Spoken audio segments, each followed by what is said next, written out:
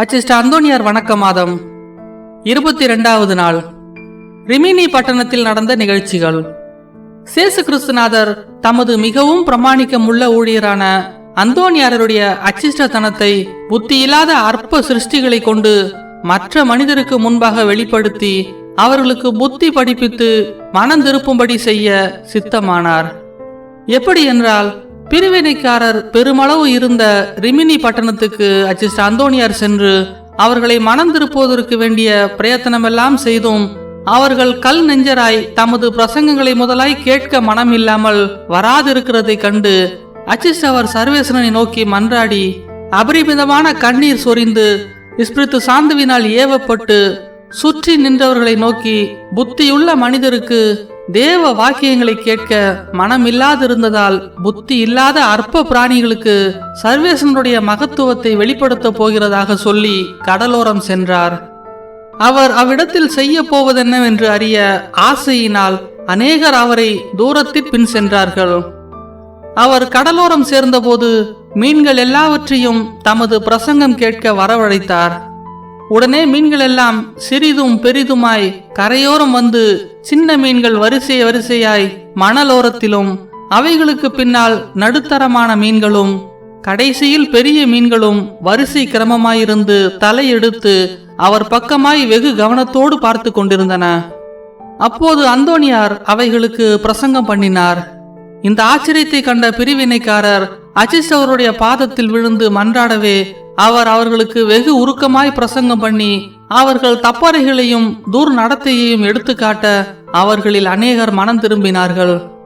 பிறகு அவர் மீன்களை ஆசீர்வதித்து அனுப்பிவிட்டு ரிமினி பட்டணத்தில் சில நாள் தங்கி எல்லோரையும் வேத சத்தியங்களில் உறுதிப்படுத்தினார்.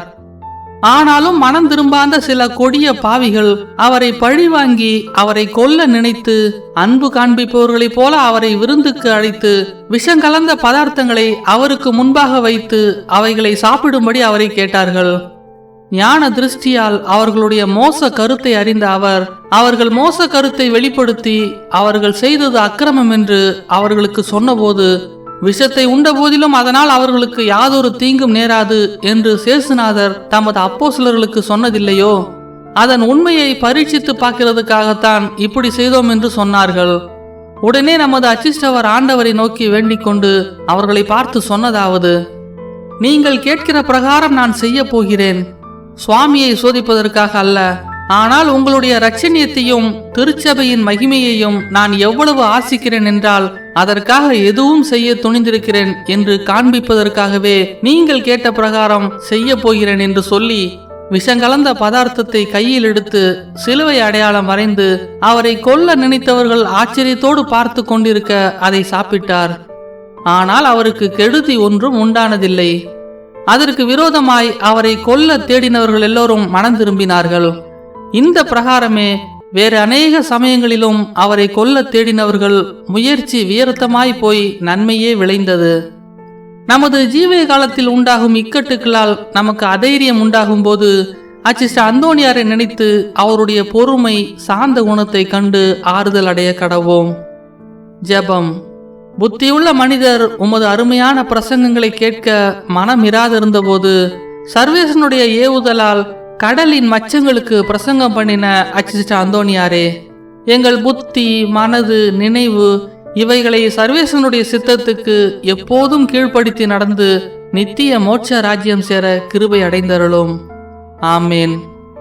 இன்றைய தினத்தில் செய்ய வேண்டிய நற்கிரியை உத்தரிக்க ஸ்தலத்து ஆன்மாக்களுக்காக பூசை செய்து வைக்கிறது.